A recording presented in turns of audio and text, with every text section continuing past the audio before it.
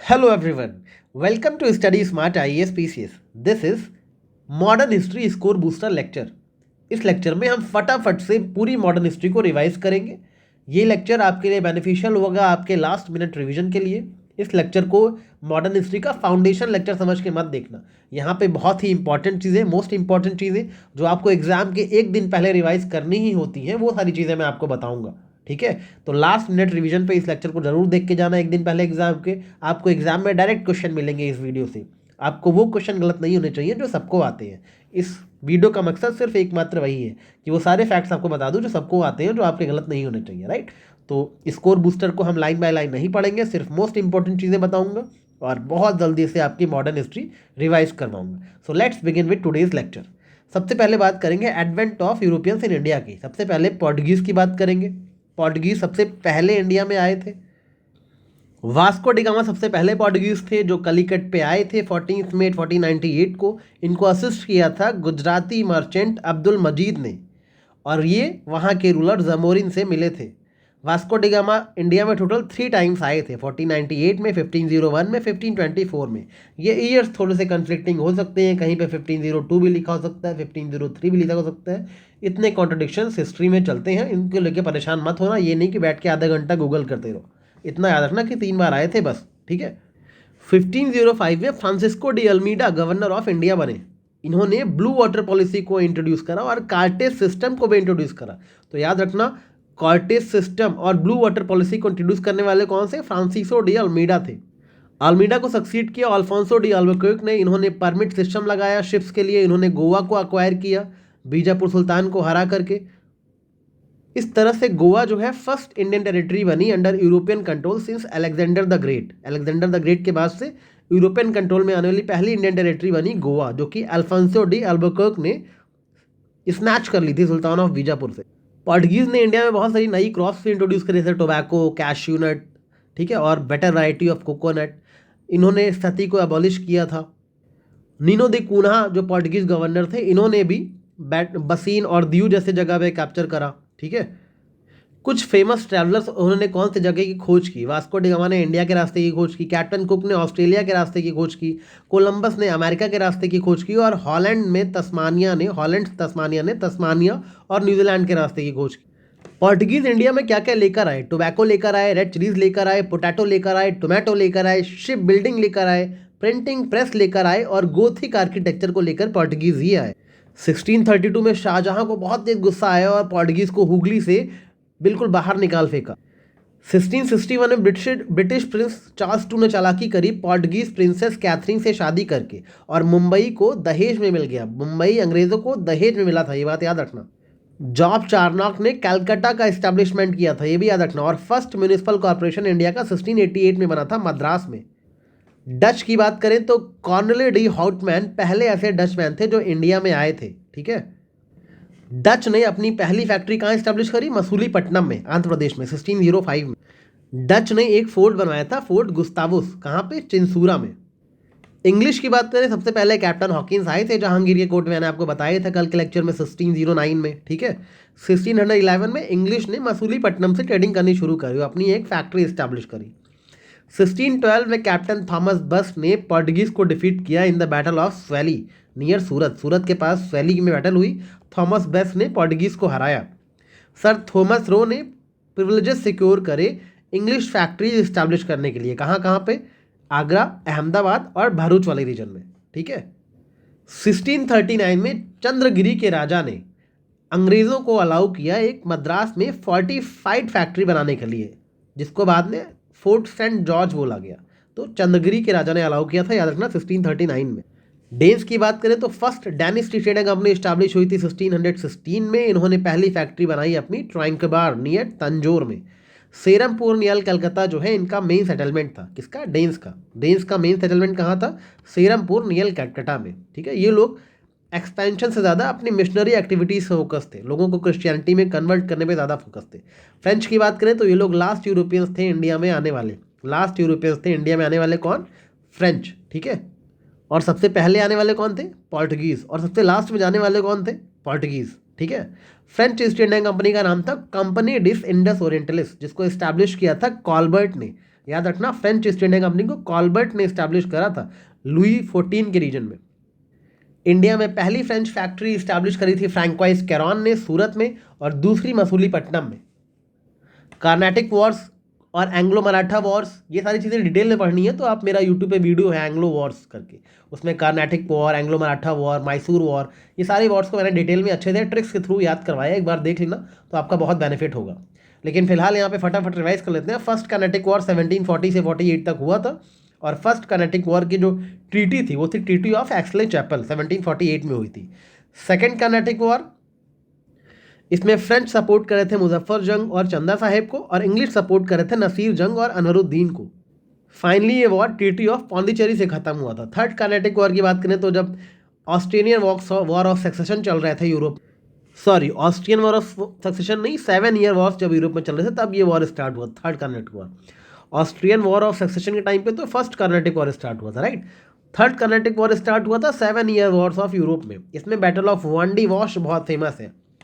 ये battle of वांडी wash ने French का सफाया कर दिया था, फ्रेंच को वॉश आउट कर दिया था, और यहीं से इंग्लिश का राज हो गया था इंडिया पे, क्योंकि फ्रेंच जो एक सुप्रीम पावर बन रही थी उसको अंग्रेज़ों ने कुचल के रख दिया था। जनरल आयरे कूटे ने कूट कूट के मारा फ्रेंच के जनरल थॉमस आर्थर डे लेली को, ठीक है। यहाँ पे ट्रीटी ऑफ पेरिस साइन हुई थी 1763 में, जिसके बाद ही फ्रेंच का पॉलिटिकल इन्फ्लुएंस इंडिया में बिल्कुल एंड हो गया। तो third Carnatic war was the decisive one. Battle of Plassey 1757 में हुई थी वेस्ट बंगाल में, भागीरथी नदी के किनारे। रॉबर्ट क्लाइव और सिराजुद्दौला के बीच की लड़ाई है, जिसमें सिराजुद्दौला को धोखा दिया था मीर जाफर, राय दुर्लभ और यार लतीफ़ जैसे लोगों ने। सिराजुद्दौला की आर्मी मीर मदान लीड कर रहे थे, जो कि बैटल में मार दिए गए थे। सिराजुद्दौला मुर्शिदाबाद भाग गए। यहाँ पे अंग्रेज़ों की पहली डिसीजिव सक्सेस हुई थी इंडियन रूलर्स के अगेंस्ट, ठीक है। यहीं से अंग्रेज़ों के सक्सेस की शुरुआत हुई थी इंडिया में। रॉबर्ट क्लाइव को इस बैटल को जीतने के बाद ही फाउंडर ऑफ ब्रिटिश एम्पायर बोला जाता है। मीर कासिम ने तुरंत कैपिटल को शिफ्ट किया from Murshidabad to Munger. Robert Clive ने जो अलायंस किया था मीर जाफर जगत सेठ के साथ, इसी वजह से ये वॉर जीत पाए थे, प्लासी वाला। इसके बाद ही रॉबर्ट क्लाइव ने मीर जाफर को बंगाल का नवाब बना दिया था। बैटल ऑफ बक्सर हुई थी 1764 में। ब्रिटिशर्स दस्तक का मिसयूज़ कर रहे थे, इस वजह से बंगाल के नवाब को टेंशन हो गई। मेजर हेक्टर मुर्नो ने इंग्लिश की आर्मी को लीड किया था, और यहाँ पे ट्रीटी ऑफ इलाहाबाद साइन हुई थी between Robert Clive and Nawab of Awadh और शाह आलम टू के बीच में, ठीक है। इसी ट्रीटी ऑफ इलाहाबाद के थ्रू शाह आलम टू ने दीवानी राइट्स दे दिए ब्रिटिशर्स को, बंगाल, बिहार और उड़ीसा के। आप परमानेंटली यहाँ पे रेवेन्यू कलेक्ट करिए, हमें कोई दिक्कत नहीं है। यहीं से ब्रिटिशर्स का राज इंडिया में स्टार्ट हो गया। शाह आलम टू को इलाहाबाद भेज दिया गया, बोला आप चुपचाप वहीं पे रहना, यहाँ पे दिखाई मत देना बंगाल में। डुअल गवर्नमेंट बंगाल में स्टार्ट हुई। इसके बाद रॉबर्ट क्लाइव ने डुअल गवर्नमेंट स्टार्ट करी, कंपनी की और नवाब की डुअल गवर्नमेंट, ठीक है। कंपनी के पास निजामत राय और दीवानी राइट्स थे। वॉरेन हेस्टिंग्स ने इस डुअल गवर्नमेंट को आके 1773 में अबॉलिश किया था। कुछ ब्रिटिश पॉलिसीज़ के बारे में जान लेते हैं। वॉरेन हेस्टिंग्स की पॉलिसी थी policy of ring fence. Lord Wellesley की पॉलिसी थी सब्सिडरी अलायंस। लॉर्ड डलहौजी की पॉलिसी थी डॉक्ट्रिन ऑफ लैप्स। इसमें एनेक्सेशन हुआ था सतारा, नागपुर, झांसी, बागत, हिमाचल प्रदेश, संबलपुर, उड़ीसा, जैतपुर जैसे स्टेट्स का। कुछ सिविल अपराइजिंग्स देख लो। सन्यासी रिवॉल्ट बिहार और बंगाल में हुआ था। लीडर्स कौन थे? मजनूम शाह, मूसा शाह, ठीक है, देवी चौधरानी, भवानी पाठक, ये सब इसके लीडर थे। मोआ मारिया का रिवॉल्ट जो हुआ था वो आसाम में हुआ था। पॉलीगर्स रिवॉल्ट जो है वो नवाब ऑफ एरकॉट के खिलाफ था तमिलनाडु में। पाइका रिबेलियन उड़ीसा में हुआ था। यहाँ पे खुर्दा रिबेलियन भी हुआ था, और इसके लीडर्स थे Bakshi Jagabandhu. Last year question में आया था ये बख्शी जगबंधु, ठीक है। और मुकुंद देव भी थे, तो इस बार इनका नाम पूछ ले, बट बख्शी जगबंधु ज़्यादा फेमस है, तो पाइका रिबेलियन याद रखना। लास्ट ईयर जब मैंने सिविल अपराइजिंग्स का वीडियो पढ़ाया था, सिविल अपराइजिंग्स का वीडियो ही सबसे फेमस वीडियो हमारा यूट्यूब पे, राइट। उसमें मैंने ट्रिक्स के थ्रू सारे सिविल अपराइजिंग्स की क्रोनोलॉजी, लीडर सब याद करवाए हैं। और उस वीडियो के एंड में मैंने सबसे बताया था पाइका रिबेलियन के बारे में एज ए बोनस पॉइंट, और वही एग्जाम में क्वेश्चन आया था, ठीक है। तो अगर आपने एंड तक वो वीडियो देखा होता तो क्वेश्चन सही हो गया होता। अगर आपने ट्रिक्स देखने के बाद बंद कर दिया तो आपका क्वेश्चन गलत हो गया होगा, राइट। तो बख्शी जगबंधु आपको याद होता अगर पाइका रिबेलियन आपने एंड तक वो वीडियो देखा होता तो। अभी भी नहीं देखा है तो सिविल अपराइजिंग्स वाला, पीजेंट मूवमेंट वाला, ठीक है, गवर्नर जनरल वाले, ये सारे ट्रिक्स वाले वीडियोस मेरे यूट्यूब पे हैं, सिविल शॉर्ट प्लेलिस्ट में, जाके देख लो इसको। अहोम रिवॉल्ट तो बहुत फेमस है, आसाम का है, ब्रिटिश के अगेंस्ट था ये रिवॉल्ट। इसके लीडर थे गोमधर कुंवर, अगर आपको नाम नहीं पता हो तो याद रख लो, गोमधर कुंवर यहाँ के लीडर थे अहोम रिवॉल्ट के। वहाबी मूवमेंट एक इस्लामिस्ट रिवाइवलिस्ट मूवमेंट था, इस्लाम को रिवाइव करने का मूवमेंट था। सैयद अहमद राय बरेलवी, शाह वलीउल्लाह जो दिल्ली के थे, टीटू मीर बंगाल के, ये सब किसके लीडर थे। कूका मूवमेंट पंजाब में हुआ था, इसके लीडर थे भगत जवाहर मल, ठीक है। और रिवॉल्ट ऑफ केरला वर्मा पजाशी राजा, ये उतना इंपॉर्टेंट तो नहीं है, मगर इतना याद रखना कि यहाँ पे एक एंटी टैक्स कैंपेन चली थी, ठीक है, और इसको केरला सिम्हम भी बोलते थे।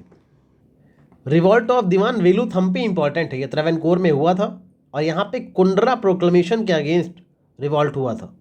Mainly it was a rebellion against the British. Narkelberia uprising कहाँ की थी, बंगाल की थी। लीडर कौन था, मीर निथार अली यानी टीटू मीर इसके लीडर थे, नारकल बेरिया अपराइजिंग के। पागलपंथीज के लीडर थे करम शाह, जो कि टीपू के बेटे थे। ये भी semi religious kind of movement था, नॉर्थ ईस्ट इंडिया। पहाड़िया रिबेलियन के लीडर कौन थे, राजा जगन्नाथ थे। संथल रिबेलियन याद रखना है 1856 का था ये। 1857 के रिवॉल्ट के जस्ट पहले जो मूवमेंट हुआ था वो संथल रिबेलियन था, ठीक है। इसके लीडर थे आपके सिद्धू और कान्हू, ठीक है, ये इसके लीडर थे, और ये राजमहल वाले एरिया में हुआ था। बिरसा मुंडा रिवॉल्ट 1890s का रिवॉल्ट है, सिंह भूमि रांची वाले एरिया में। उलगुलान ग्रेट टुमुल्ट इसे ही बोलते हैं, ये भी इंडिपेंडेंट मुंडा राज को इस्टेब्लिश करने के लिए रिवॉल्ट हुआ था, ठीक है। ब्रिटिश जमींदारी सिस्टम के अगेंस्ट था ये रिवॉल्ट, और यहाँ पे जो लीडर थे वो बिरसा मुंडा थे। कुछ और ट्राइबल रिवॉल्ट दिए, जैसे कोल अपराइजिंग छोटा नागपुर में, लीडर थे बूढ़ो भगत।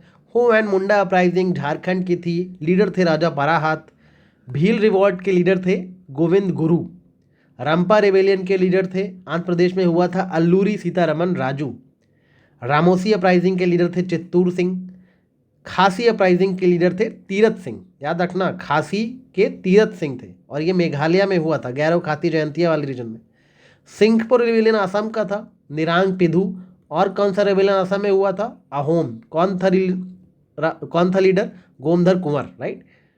नागा मूवमेंट मणिपुर में हुआ था, जाडो नांग उसके लीडर थी। हेराका कल्ट मूवमेंट ये मणिपुर में था, और रानी गैडलिन्यू इसकी लीडर थी। रिवॉल्ट ऑफ 1857 स्टार्ट हुआ 19th नेटिव इन्फेंट्री बहरमपुर वेस्ट बंगाल से, ठीक है। यहाँ पे और एक चीज़ और, मंगल पांडे कहाँ पे थे, 34th नेटिव इन्फेंट्री में थे, ये भी याद रखना। इन्होंने ब्रिटिश सार्जेंट पे गोली चला दी थी बैरकपुर में। रिवॉल्ट ऑफ 1857 में याद रखना है आपको कि कौन से लीडर्स कहाँ से थे, जैसे बरेली से खान बहादुर खान, 2-3 बार क्वेश्चन आ चुका है। लखनऊ में जो कमान संभाली थी बेगम हजरत महल संभाली थी। इलाहाबाद में मौलवी लियाकत अली थे। बिहार के लीडर थे कुंवर सिंह। आसम के लीडर थे मनी राम दीवान। इंदौर में सादत खान थे। भोपाल में राजा दौलत सिंह थे। कानपुर में अजीमुल्ला खान जो कि नाना साहेब के एडवाइज़र थे, उन्होंने बागडोर संभाल रखी थी, वैसे नाना साहिब ही थे लीडर में। झांसी में रानी लक्ष्मीबाई थी। फैज़ाबाद में मौलवी अहमदुल्ला खान थे। दिल्ली में बख्त खान, जनरल बख्त खान ने कमान संभाली हुई थी। अवध में मौलवी अहमदुल्ला थे। संबलपुर में सुरेंद्र शाही थे। गंजम में राधा कृष्णन ने कमान संभाली थी, और कश्मीर में गुलाब सिंह रक्षा कर रहे थे 1857 के रिवॉल्ट में। तांता तोपे कमांडर इन चीफ थे नाना साहेब के, इन्होंने नाना साहेब को रिवॉल्ट में हेल्प करी कानपुर में, ठीक है। रामचंद्र पांडुरांग इनका असली नाम था। जब 1857 का रिवॉल्ट हुआ तो उस टाइम ब्रिटेन के प्राइम मिनिस्टर कौन थे, विस्काउंट पाल्मरस्टोन थे। कौन कौन से अंग्रेजों की डेथ हुई थी लखनऊ में, जनरल नील की हुई थी, जनरल हैवलॉक की हुई थी, हेनरी लॉरेंस की हुई थी, ये सब मारे गए थे बुरी तरह से। किसने हिंदू मुस्लिम कॉन्स्पिरेसी कहा है 1857 के रिवॉल्ट को, जेम्स आउटरम ने। इंडिया का फर्स्ट फ्रीडम स्ट्रगल किसने बोला है, वीडी सावरकर ने बोला। इसके बाद क्वीन विक्टोरिया का प्रोक्लेमेशन आता है 1 नवंबर 1858 को, ठीक है, जिसमें पूरी तरह से एडमिनिस्ट्रेशन को ट्रांसफर किया जाता है ईस्ट इंडिया कंपनी से ब्रिटिश क्राउन को, और लॉर्ड कैनिंग बना जाते हैं फर्स्ट वाइसरॉय ऑफ इंडिया। 1857 के तुरंत पहले कौन सा रिवॉल्ट हुआ था, मैंने बताया आपको कि संथल रिवॉल्ट था, राइट। उसके तुरंत बाद कौन सा रिवॉल्ट हुआ बंगाल में, इंडिगो रिवॉल्ट 1859 में, नाडिया डिस्ट्रिक्ट वेस्ट बंगाल में हुआ। इसके जो लीडर्स थे वो थे दिगंबर विश्वास और विष्णु विश्वास, ठीक है। इंडिगो प्लांटेशन के अगेंस्ट था ये रिवॉल्ट। दीन बंधु मित्रा ने इसके खिलाफ एक किताब भी लिखी, नील दर्पण।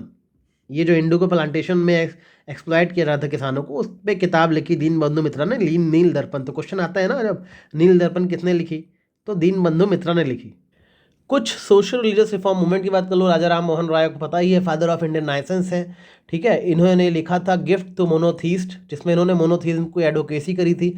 आत्मीय सभा फॉर्म की थी 1814 में, और उसके ठीक 14 साल बाद 1828 में इन्होंने फॉर्म किया ब्रह्मो समाज को। इनकी एंटी सती कैंपेन्स की वजह से 1829 में सती को क्रिमिनलाइज कर दिया गया। ब्रह्म समाज को देवेंद्र नाथ टैगोर ने ज्वाइन किया था और 1842 में तत्वबोधिनी सभा को भी फाउंड किया था 1839 में। बाद में स्प्लिट हुई और आदि ब्रह्म समाज देवेंद्र नाथ टैगोर का हो गया और ब्रह्म समाज ऑफ इंडिया मिला केशव चंद्र सेन को। उसके बाद फिर से एक स्प्लिट हुआ जिसमें आनंद मोहन बोस ने बनाया साधारण ब्रह्म समाज। प्रार्थना समाज के फाउंडर कौन थे? केशव चंद्र सेन ने इंस्पायर किया था आत्माराम पांडुरंग को, क्या फाउंड करने के लिए? प्रार्थना समाज बॉम्बे में फाउंड करने के लिए, यानी प्रार्थना, आत्मा और राम की प्रार्थना, आत्माराम पांडुरंग।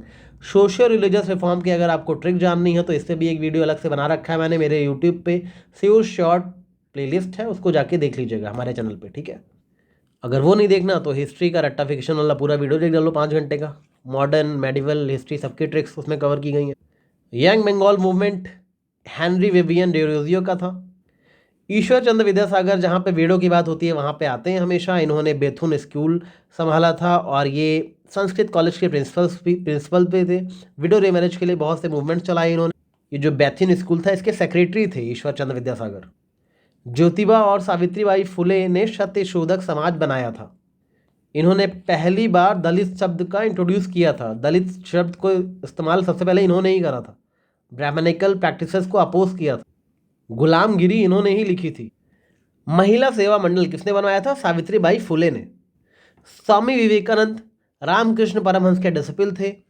न्यू हिंदुज्म की फिलॉसफी को प्रीच किया था इन्होंने। 1897 में शिकागो में इनकी स्पीच बहुत फेमस हुई थी जहां पे इन्होंने हिंदू यूनिफिकेशन को प्रमोट किया। दयानंद सरस्वती, जिनका नाम मूल शंकर भी था, ये आर्य समाज के फाउंडर थे। सत्यार्थ प्रकाश भी इन्होंने ही लिखा था। सेल्फ रेस्पेक्ट मूवमेंट 1920s का मूवमेंट था। ईवी रामास्वामी नायकर इसके लीडर थे।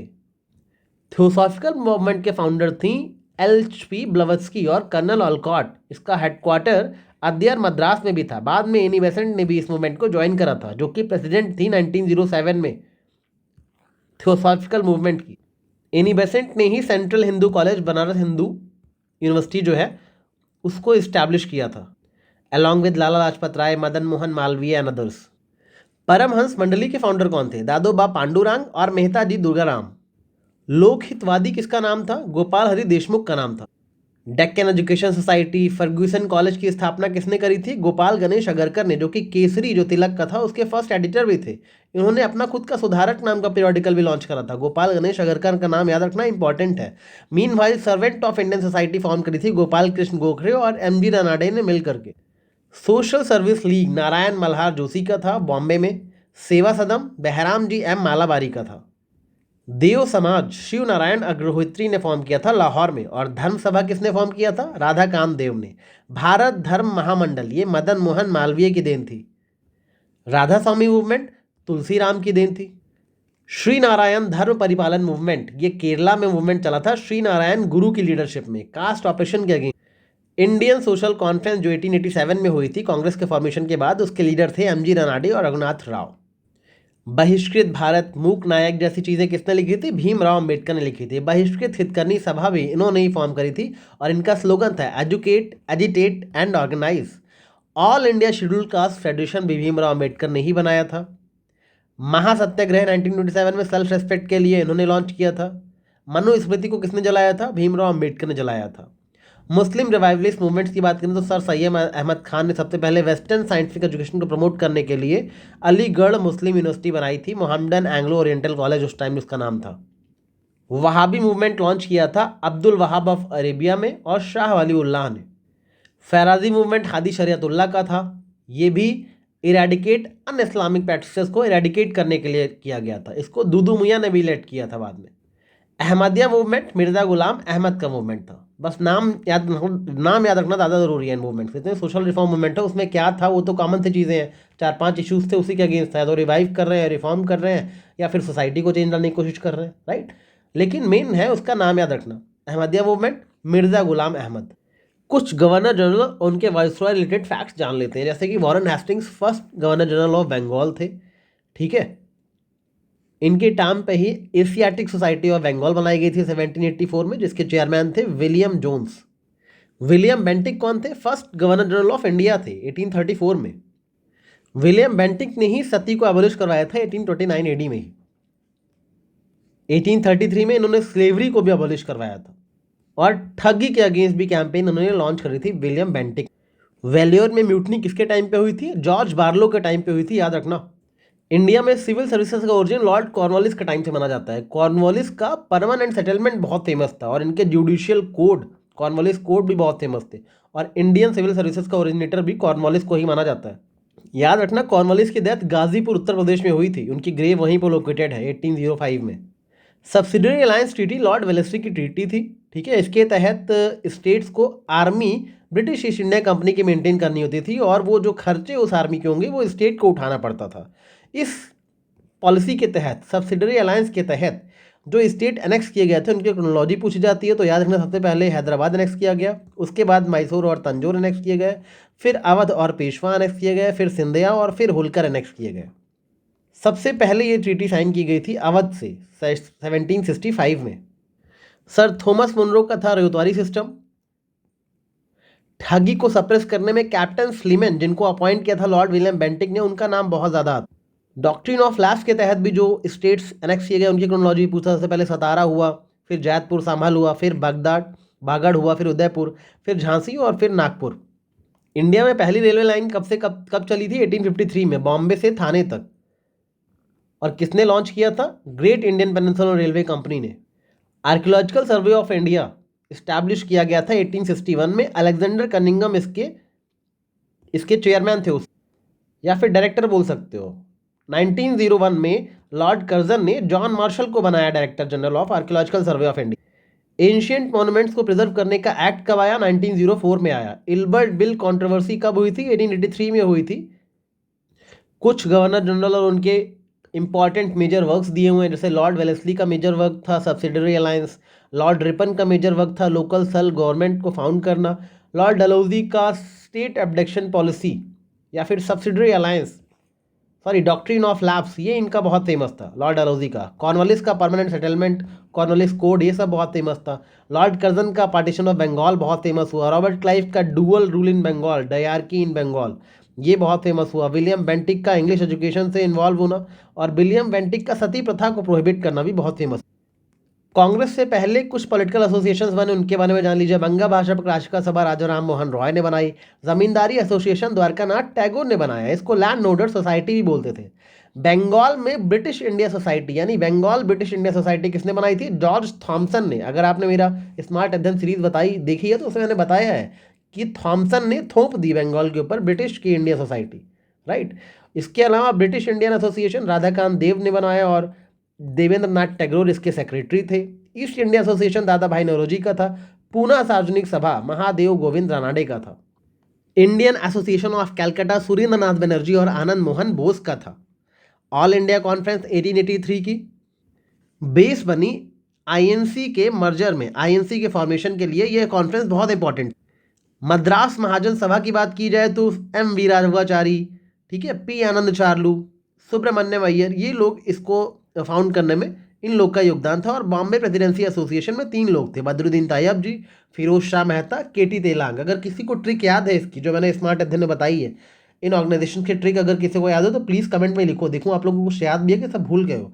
इसकी बॉम्बे प्रेसिडेंसी एसोसिएशन मैंने कम से कम 10 बार बताई है आपको ट्रिक, कम से कम इसकी तो याद होनी चाहिए, राइट।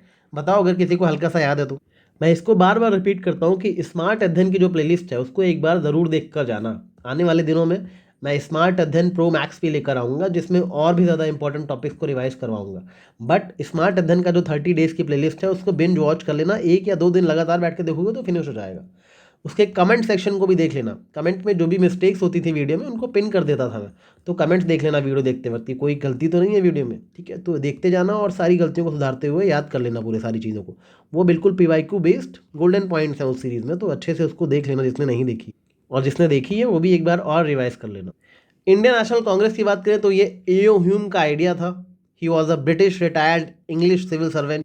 कांग्रेस का पहला सेशन गोकुल दास तेजपाल संस्कृत कॉलेज बॉम्बे में हुआ 1885 में, जिसमें 72 डेलीगेट्स ने पार्टिसिपेट करा। ब्रिटिश के वाइसरॉय उस वक्त थे लॉर्ड डफरिन। कांग्रेस में मॉडरेट्स भी थे और एक्सट्रीमिस्ट भी थे। मॉडरेट लीडर्स में नाम आता है दादा भाई नौरोजी का, फिरोज शाह मेहता का, डी वोचा का, सुरेंद्र नाथ बनर्जी का और डब्ल्यू.सी. बनर्जी जैसे लोगों का। इनके 3 मेथड्स होते थे, पिटीशन, प्रेयर और प्रोपेगेंडा। प्रोटेस्ट कह सकते हो प्रोपेगेंडा की जगह। स्वदेशी और बॉयकॉट मूवमेंट स्टार्ट हुआ था पार्टीशन ऑफ बंगाल के अगेंस्ट, और इसका बॉयकॉट रेजोल्यूशन पास हुआ था 7 अगस्त 1905 को, जब फॉर्मल स्वदेशी मूवमेंट की शुरुआत हुई थी। 1906 में नेशनल काउंसिल ऑफ एजुकेशन बनाया गया था। सतीश चंद्र मुखर्जी ने डॉन सोसाइटी बनाई थी और डॉन मैगजीन भी रिलीज करी थी। बंगाल नेशनल कॉलेज अरबिंदो घोष ने बनाया था, उसके प्रिंसिपल थे। रास बिहारी घोष उसके प्रेसिडेंट थे। रविन्द्रनाथ टैगोर ने शांति निकेतन की स्थापना करी थी। ऐसे बहुत सारे इनिशिएटिव्स ड्यूरिंग स्वदेशी एंड बॉयकॉट मूवमेंट लिए गए थे। गणेश की देश दाशेर कथा, अवनींद्रनाथ टैगोर ने पूरा विक्टोरियन डोमिनेंस जो आर्ट में था उसको ब्रेक कर दिया।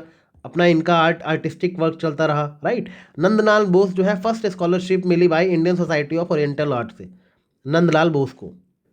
सूरत स्प्लिट कांग्रेस में हुई थी 1907 में, मॉडरेट और एक्सट्रीमिस्ट के बीच में। रास बिहारी घोष ने सूरत के सेशन को प्रिसाइड करा था। एक्सट्रीमिस्ट चाहते थे कि लाला लाजपत राय या फिर तिलक प्रिसाइड करें, लेकिन मॉडरेट्स चाहते थे तिलक को यहाँ से एक्सक्लूड किया जाए। 1911 में लॉर्ड हार्डिंज का दिल्ली दरबार लगा था। यहाँ पे कैपिटल को कलकत्ता से दिल्ली शिफ्ट किया गया था। ये बहुत इंपॉर्टेंट फैक्ट है, याद रखना। रिवॉल्यूशनरी एक्टिविटीज़ की बात करनी चाहिए। बंगाल में जो मेजर रिवोल्यूशनरी एक्टिविटी थी वो अनुशीलन समिति के द्वारा परफॉर्म की गई थी, जिसके फाउंडर थे प्रमथ मित्र, जतिन्द्र नाथ बनर्जी और वरेंद्र कुमार घोष।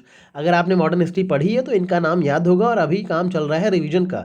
ये लेक्चर याद करवाने के लिए बिल्कुल नहीं है। जब मैं याद करवाता हूँ तो मैं 1-1 घंटे लेता हूँ याद करवाने में, लेकिन ये सिर्फ रिवीजन चल रहा है, इसलिए मैं फटाफट से पढ़ते चला जा रहा हूँ, राइट। आपको सुनो और दिमाग में चीज़ों को रिवाइज कर लो। ताकि मुजफ्फरपुर बॉम्बिंग में हाथ था प्रफुल्ल चक्की और खुदीराम बोस का। अलीपुर कॉन्स्पिरेसी में किसका हाथ था? अरबिंदो घोष और बरिंद घोष का। वाइसराय हार्डिंज पे बम किसने फेंका था, जिसको दिल्ली कॉन्स्पिरेसी बोलते हैं? रास बिहारी बोस और सचिन नाथ सान्याल ने। महाराष्ट्र में रामोसी पीजेंट फोर्स को खड़ा किया था वासुदेव बलवंत फाड़के ने। महाराष्ट्र के लीडर बाल गंगाधर तिलक ने भी नेशनलिज्म और गणपति फेस्टिवल जैसे चीज़ें स्टार्ट करी थी। चापेकर ब्रदर्स ने, जो तिलक के डिसिपल्स थे, उन्होंने प्लेग कमिश्नर रैंड को मार दिया था, असैसिनेट कर दिया था। सावरकर ब्रदर्स ने मित्र मेला को फाउंड किया। नासिक कॉन्स्पिरेसी केस में नाम आता है अनंत लक्ष्मण कान्हेरे का। अंजुमन मोहिसबिन वतन किसने फाउंड किया था? अजीत सिंह ने फाउंड किया था, याद रखना। लंदन में किसने इंडिया हाउस बनाया था और किसने इंडियन सोशियोलॉजिस्ट को पब्लिश करा था? श्याम जी कृष्ण वर्मा ने, ठीक है। करजन विले को किसने असैसिनेट करा था नासिक केस में? मदन लाल ढींगरा ने। किसने पहली बार जर्मनी में भारत का झंडा लहराया था? मैडम भीकाजी कामा ने। गदर पार्टी का फॉर्मेशन सैन फ्रांसिस्को में हुआ था 1913 में। इसके लीडर थे लाला हरदयाल, रामचंद्र, भगवान सिंह, करतार सिंह सराबा, बरकतुल्ला और भाई परमानंद। कोमागाता मारो इंसिडेंट, जो शिप वाला इंसिडेंट था, वो 1914 में हुआ था। इसमें पंजाबीज वगैरह बैठे हुए थे शिप में और उनकी शिप कनाडा से वापस ले आई गई थी। और कलकत्ता के बजबज पोर्ट्स पे पुलिस से लोगों का क्लैश हो गया था, जिसमें 22 लोग मारे गए थे।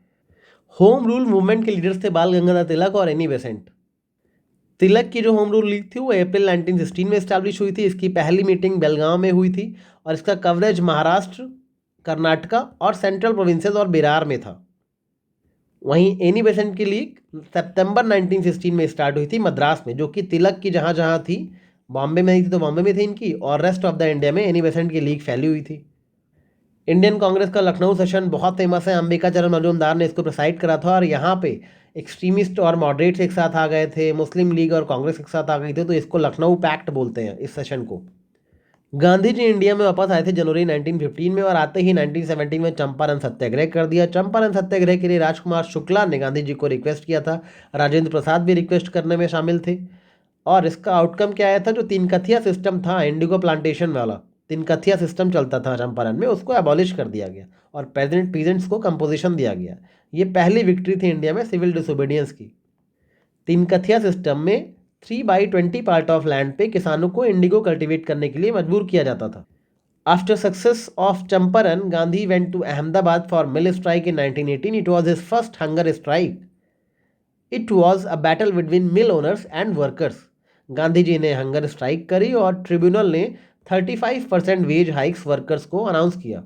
मार्च 1918 में हुआ Kheda Satyagraha. It was India's first non cooperation movement. याद रखना sir, Champaran Satyagraha was first civil disobedient movement, Ahmedabad mill strike was first hunger strike and Kheda satyagraha was first non cooperation movement. यहाँ पे भी टैक्स रिफ्यूजल का इशू था, सरदार पटेल भी लीड कर रहे थे यहाँ पे, और गवर्नमेंट ने बाद में टैक्सेस को सस्पेंड कर दिया।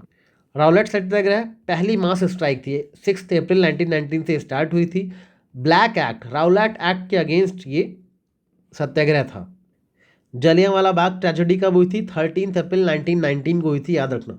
जलियांवाला बाग ट्रेजेडी की जांच करने के लिए हंटर कमेटी को बिठाया गया था, जिसकी रिपोर्ट 1920 में आई थी। 1920 फरवरी में गांधी जी ने नॉन कोऑपरेशन मूवमेंट को स्टार्ट किया था, लेकिन फरवरी 1920 में ही चौरी चौरा इंसिडेंट हो गया।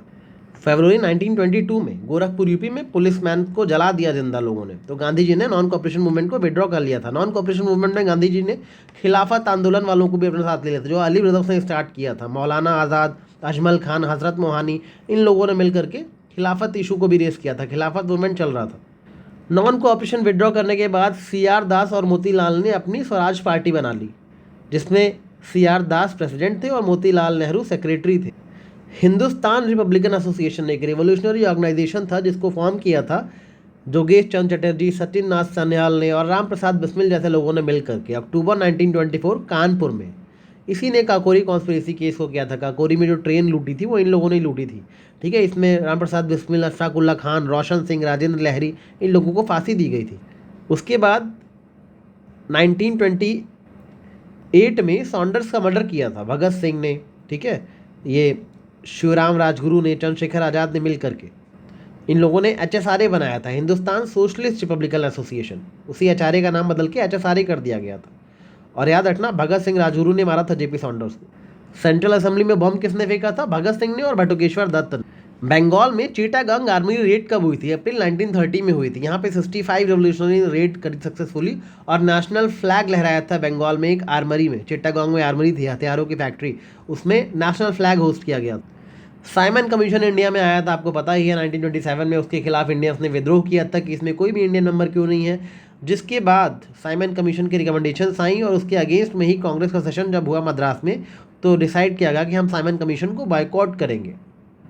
लॉर्ड बिरकनहेड ने चैलेंज दिया कि तुम लोग अपना कॉन्स्टिट्यूशन बनाने के काबिल नहीं हो और हमें बॉयकॉट कर रहे हो, दम है तो अपने लिए कॉन्स्टिट्यूशन बना के दिखाओ। नेहरू रिपोर्ट तुरंत बनाई, मोतीलाल नेहरू ने बोला कि हम बनाएंगे।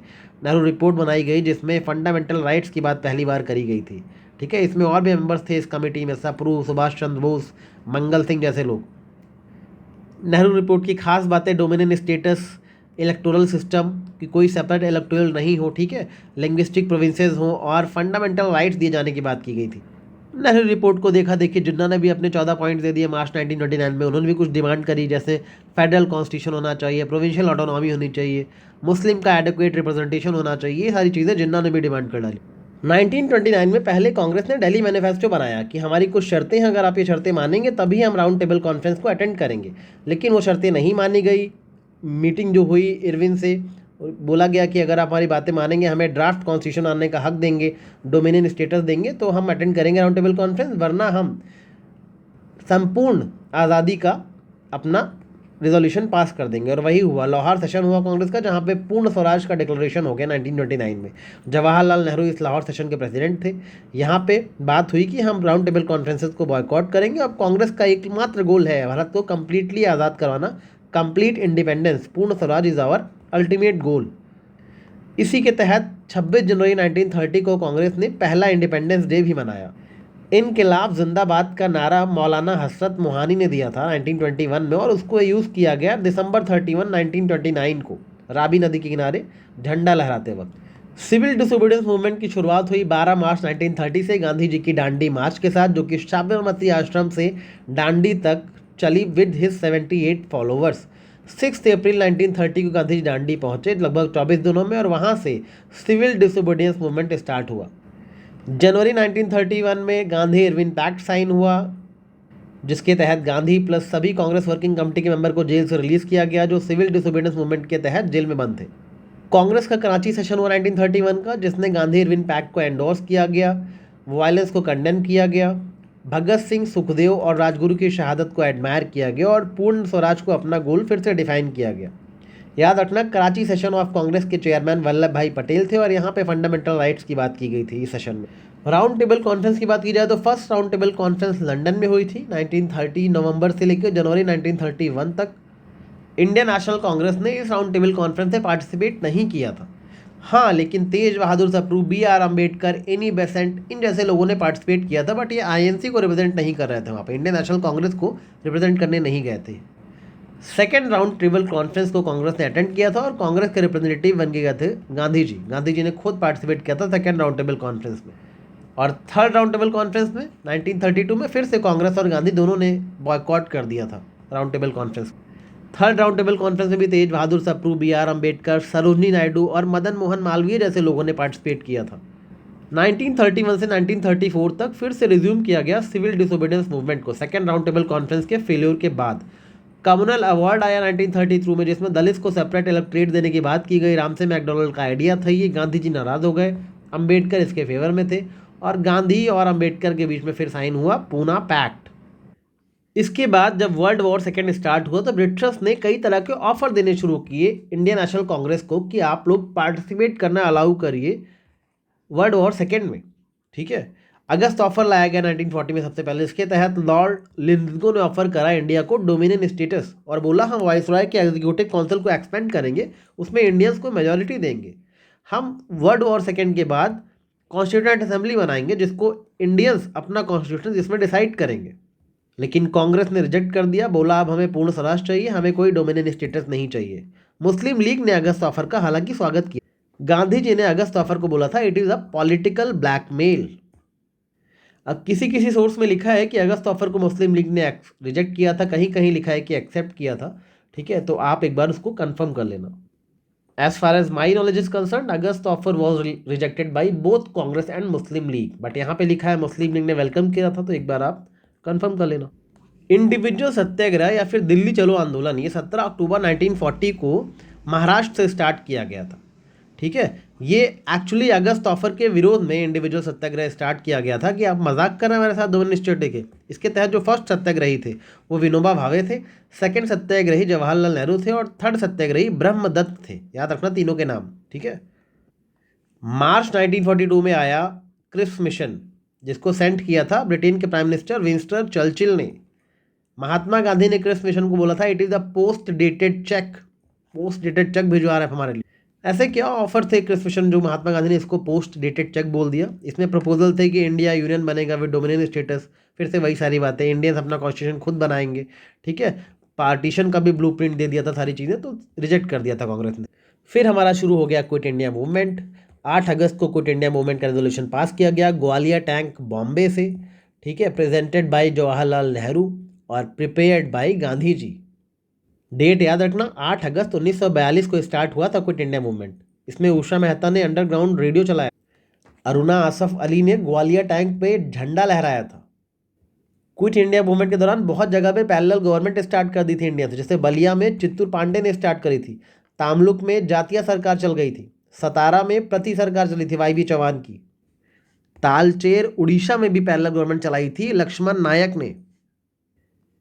1944 में सी राजा गोपालचारी लेकर आए थे राजा गोपालचारी फॉर्मूला। ये फॉर्मूला किससे रिलेटेड था, बस इतना याद रखना कि मुस्लिम लीग और कांग्रेस को यूनाइट करने के लिए ये फॉर्मूला बनाया गया। देसाई लियाकत पैक्ट भी, भूला भाई देसाई और लियाकत अली खान के बीच एक पैक्ट साइन हुआ था, ये भी इसी डायरेक्शन में एक कदम था कि किसी तरह कांग्रेस और मुस्लिम लीग एक साथ आ जाए। 1945 में 25 जून को हुई शिमला कॉन्फ्रेंस, वहाँ पे आया वेवेल प्लान जिसको फिर से कांग्रेस ने रिजेक्ट कर दिया। उसी टाइम पे नवंबर में ही रेड फोर्ट ट्रायल शुरू हो गए थे इंडियन नेशनल आर्मी के। वहाँ पे कांग्रेस का गुस्सा और ज़्यादा, पब्लिक का इमोशंस और ज़्यादा भड़क उठे थे। उसके बाद 1956 में आया कैबिनेट मिशन प्लान। ये मिशन क्योंकि एक्सेप्ट किया गया था तो इसकी डेट याद रखना, 24 मार्च 1946 को कैबिनेट मिशन दिल्ली में आया। कुछ डेट्स याद रखना, 23 मार्च को कैबिनेट मिशन दिल्ली में पहुंचा। जुलाई में क्योंकि कांग्रेस ने एक्सेप्ट कर लिया कैबिनेट मिशन प्लान को तो इलेक्शंस होने थे as per cabinet mission plan. 16 अगस्त को ही उसी साल डायरेक्ट एक्शन डे मनाया मुस्लिम लीग ने। 24 अगस्त को इंटरिम गवर्नमेंट का फॉर्मेशन हो गया 1946 में। 2 सितंबर 1946 को इंटरिम गवर्नमेंट का फॉर्मेशन हुआ, 24 अगस्त को अनाउंस की गई थी। ठीक है। और 26 अक्टूबर 1946 को मुस्लिम लीग ने भी गवर्नमेंट को ज्वाइन कर लिया, मतलब पहले तो डायरेक्ट एक्शन डे कर रहे थे, उसके बाद 26 अक्टूबर को फिर से उन्होंने बाकी गवर्नमेंट को ज्वाइन कर लिया। 9 दिसंबर 1946 को फर्स्ट सेशन बैठा हमारी कॉन्स्टिट्यूएंट असेंबली का, ये भी याद रखना, ये तो आपने पॉलिटी में पढ़ा ही होगा। 1947 शुरू होते ही 20 फरवरी को आता है क्लेमेंट एटली का स्टेटमेंट, जिसमें वो इच्छा जाहिर करते हैं कि अब भारत को आज़ाद करने का वक्त आ गया है। इसके तहत 3 जून को माउंट बैटन प्लान बनाया जाता है, माउंट बैटन को इंडिया भेजा जाता है। माउंट बैटन ने 30 जून को सर साइरिल रेडक्लिफ को बोला कि आप बाउंड्री बनाइए इंडिया और पाकिस्तान के बीच में, उसी को रेडक्लिफ लाइन बोलते हैं। 18 जुलाई को इंडियन इंडिपेंडेंस एक्ट 1947 पास हुआ और 15 अगस्त 1947 को इंडिया इंडिपेंडेंट हो गया। 1948 में हमने 3 जगहों पे ऑपरेशन चलाया उनको एनेक्स करने के लिए। जूनागढ़ को एनेक्स किया गया फरवरी में प्लेबिसाइड के थ्रू। ऑपरेशन कैटरपिलर चलाया गया सितंबर में। क्यों चलाया गया ऑपरेशन कैटरपिलर? हैदराबाद को एनेक्स करने के लिए। नवंबर में जाके हैदराबाद को हम एनेक्स कर पाए। और 26 अक्टूबर 1948 में ही इन्होंने, महाराजा हरी सिंह जो थे, इन्होंने डॉक्यूमेंट ऑफ एक्सेशन साइन किया था इंडिया के साथ। नॉट इन 1948 बल्कि 1947 में ही, अक्टूबर में। अगस्त के बाद सितंबर अक्टूबर में ही महाराजा रणजीत सिंह ने इंस्ट्रूमेंट ऑफ एक्सेशन इंडिया के साथ साइन कर लिया था। उसके बाद 1948 में हमने जूनागढ़ और हैदराबाद को भी मिला लिया। हैदराबाद का ऑपरेशन कैटरपिलर याद रखना। मोटा मोटा इतना ही आपकी मॉडर्न हिस्ट्री में है। फिर आगे कुछ टेबल्स दिए हैं स्कोर बूस्टर्स में, आप खुद देख लेना। कुछ इंपॉर्टेंट थीम्स को ट्रिक्स के थ्रू जो बची हुई हैं मैं अपने स्मार्ट अध्ययन प्रो मैक्स में भी कवर करवाऊंगा, जस्ट वेट फॉर इट। और अच्छे से रिवीजन करते रहो। मैं आपके साथ एग्ज़ाम के एक दिन पहले तक बना हुआ हूँ। कोई भी दिक्कत आएगी मैसेज करो, आई एम ऑलवेज देयर। कोई वीडियो बनाना हो, कोई डिमांड हो, कमेंट में लिखो, आई विल मेक इट। बिल्कुल हिम्मत मत हारना, मुस्कुराते रहो और कमेंट्स में लिखो कितने मार्क्स एम कर रहे हो आप इस बार। 135 प्लस एम कर रहे हो या 125 प्लस एम कर रहे हो या 150 एम कर रहे हो या फिर 200 मार्क्स एम कर रहे हो। कितने मार्क्स लाने हैं आपको, कितने मार्क्स का पेपर है, कितने मार्क्स लाने हैं, बताओ। इतने में से इतना लाना है मुझे, ठीक है। उस चीज़ को लिखो ताकि आपका एक टारगेट सेट हो। कमेंट्स में लिख दो कितने नंबर चाहिए, 140 लिख दो, ठीक है। अच्छा 140 आने हैं तो राइट। तो इस तरह से लिखो। Keep revising, take care and all the best for preparation. Thank you.